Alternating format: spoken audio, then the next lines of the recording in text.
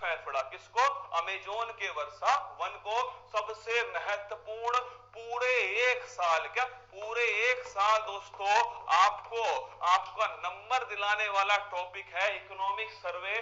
मैं पूरा दोस्तों जो महत्वपूर्ण पॉइंट है ना वो सब आपको नोट कराऊंगा और आज के बाद में कभी दोस्तों आपको इसको पढ़ने की इकोनॉमिक सर्वे को जरूरत नहीं पड़ेगी। देखिए, आर्थिक सर्वेक्षण 2021-22 के अनुसार वित्त वर्ष 2022-23 में भारतीय अर्थव्यवस्था कितने प्रतिशत की दर से बढ़ने की संभावना है?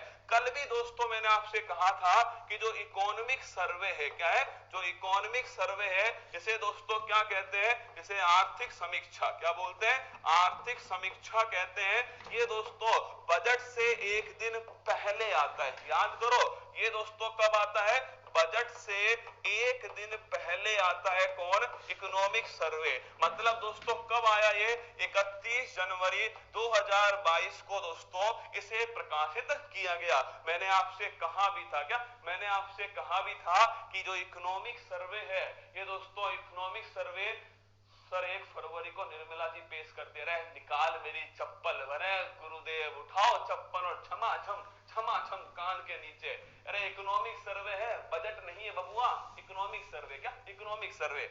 इकोनॉमिक सर्वे बजट से एक दिन पहले आता है, 31 जनवरी 2022 को ये दोस्तों आया। अगर मैं आपसे पूछूं कि ये कौन सा मंत्रालय, तो याद करो वित्त मंत्रालय। कल भी डिस्कस किया था, कौन जारी करता है? वित्त मंत्रालय। तैयार किसने किया था? तैयार दोस्तों मुख्य आर्थिक सलाहकार। किसने?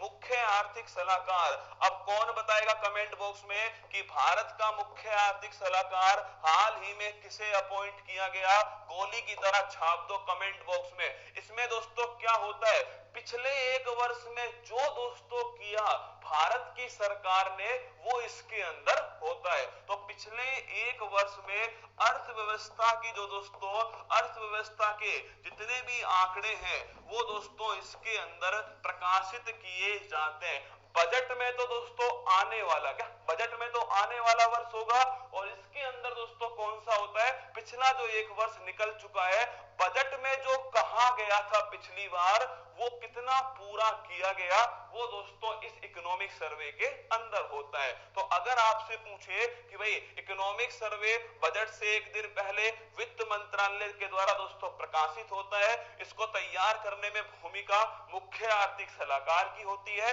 और नागेश्वरन जो है दोस्तों ये वर्तमान में अनंत नागेश्वरन ये वर्तमान में भारत के मुख्य आर्थिक सलाहकार।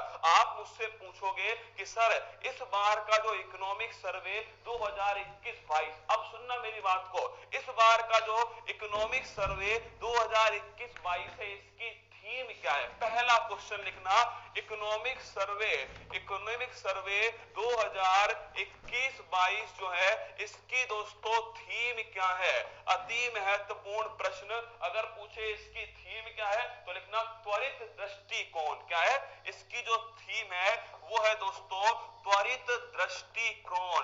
दृष्टिकोण का मतलब होता है अप्रोच। क्या होता है? अप्रोच, तुरंत डिसीजन लेने की क्षमता और आगे बढ़ने का दोस्तों दृष्टिकोण, ये ध्यान रखना इसकी थीम। तो अगर आपसे पूछे इकोनॉमिक सर्वे 2021-22 की थीम क्या है? त्वरित दृष्टिकोण जो है ये दोस्तों इसकी थीम है। पहला क्वेश्चन आपसे पूछ सकता है। अब आइए आंकड़ों की बात करें तो पहला आंकड़ा सुनो मेरी बात को। पहला आंकड़ा इकोनॉमिक सर्वे के अनुसार वित्त वर्ष 2022-23 पहले पढ़ते हैं दोस्तों 2021-22। क्या 2021-22 जो है दोस्तों इसमें कितना जीडीपी वृद्धि दर का अनुमान रहा है? तो ध्यान रखिएगा जीडीपी ग्रोथ रेट ये अनुमान है 9.2%। छाप लेना।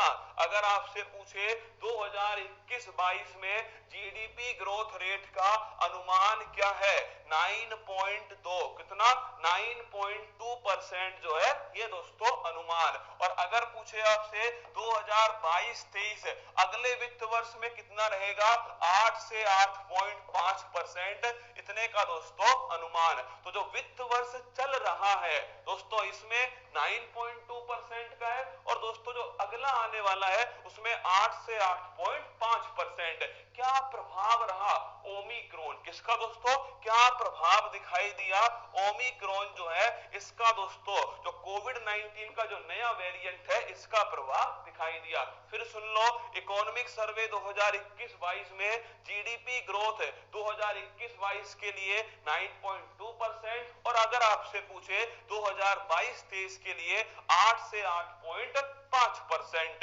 अगला क्वेश्चन देखिए, अगर आपसे पूछ ले कि भाई भारत को अपनी इकोनॉमी 2025 तक कितने की बनानी है, $5 ट्रिलियन। सुनना, भारत को दोस्तों अपनी जो इकोनॉमी है, अपनी जो इकोनॉमी का साइज है 2025 तक $5 ट्रिलियन का बनाना है। कितना? $5 ट्रिलियन।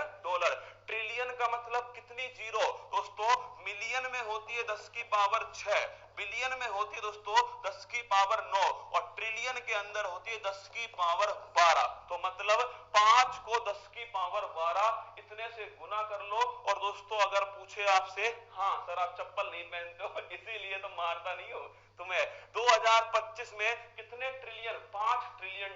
अगर तुमसे पूछे ये $5 ट्रिलियन पुष्पा बनेगी कैसे, ये बनेगी दोस्तों जब हम क्या करेंगे, इंफ्रास्ट्रक्चर का निर्माण करेंगे, उद्योग लगाएंगे, तभी तो दोस्तों लोगों की इनकम होगी। तो इंफ्रास्ट्रक्चर में कितना पैसा लगाना पड़ेगा?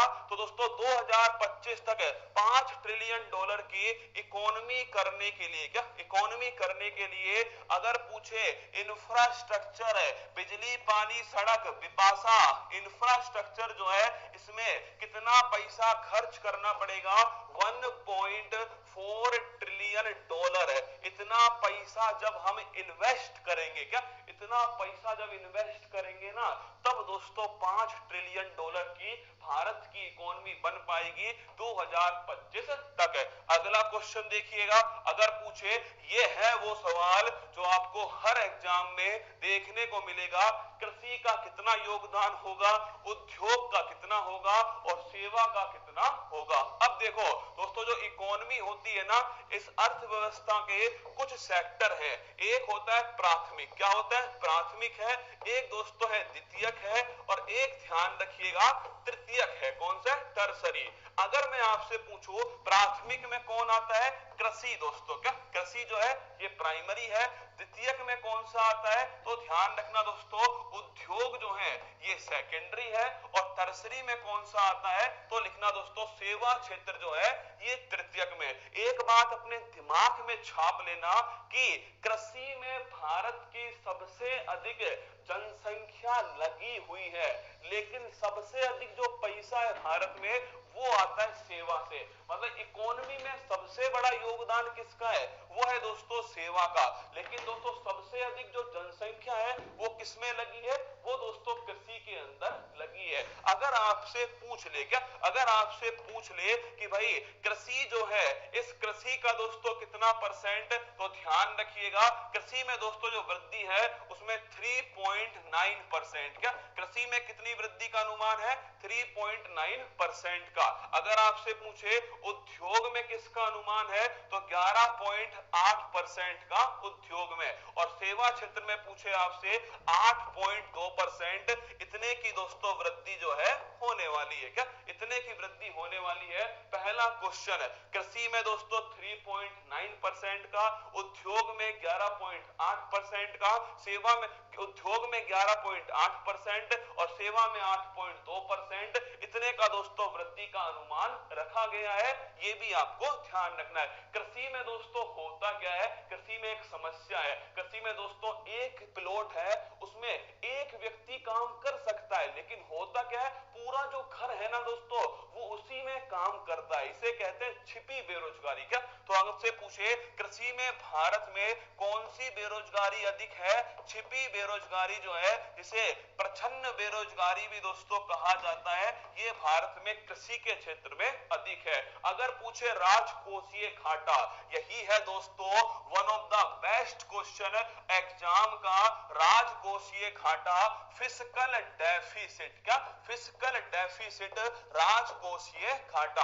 आप पूछोगे क्या होता है? एक्चुअली में दोस्तों जो फिस्कल डेफिसिट है ना, इसका मतलब है कितना उधार लिया दिया गया। आप सीधा मतलब समझ लो, फिस्कल डेफिसिट का मतलब होता है कितना उधार लिया गया। तो दोस्तों ध्यान रखना 2022-23 में राजकोषीय घाटा जीडीपी का 6.8%, क्या जीडीपी का 6.8%, one of the most important question, इतना राजकोषीय घाटा, सीधा लिख लो दोस्तों, इसे कहते हैं दोस्तों बाजार की उधार, क्या बाजार की उधार या देयता, मार्केट बोरोइंग, वही दोस्तों फिस्कल डेफिसिट कहलाती है। 6.8% जो है वो दोस्तों राजकोषीय घाटे का अनुमान रखा गया है। अभी आंकड़े सारे दिखाऊंगा एक बार, है ना, एक बार सुन लो। अगला देखिए दोस्तों, सीपीआई संयुक्त मुद्रास्फीति जो है वो दोस्तों 2021-22 में सुधरकर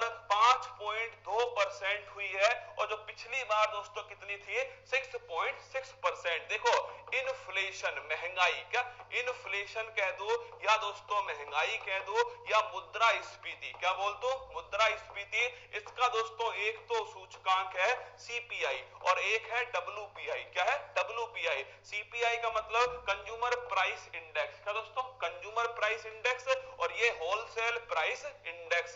सी का मतलब ध्यान रखना कंज्यूमर है, और दोस्तों डब्ल्यू का मतलब है होलसेल। हिंदी में कहते हैं इसको उपभोक्ता दोस्तों उपभोक्ता मुद्रास्फीति सूचकांक, और यह है दोस्तों थोक मूल्य सूचकांक। इसमें अगर आपसे पूछे, क्या अगर पूछे आपसे सीपीआई जो है ये दोस्तों कितना हो गया, 5.2%, पिछले साल तो कितना था 6.6%, इतनी दोस्तों सीपीआई में आपके महंगाई थी। अब की बार कितनी हो गई है, थोड़ी अच्छी स्थिति में दोस्तों 5.2% हो चुकी है। और अगर पूछे आपसे डब्ल्यूपीआई तो इसमें लिख लेना 12.5%, क्या डब्ल्यूपीआई में 12.5%। ये तो सारे आंकड़े।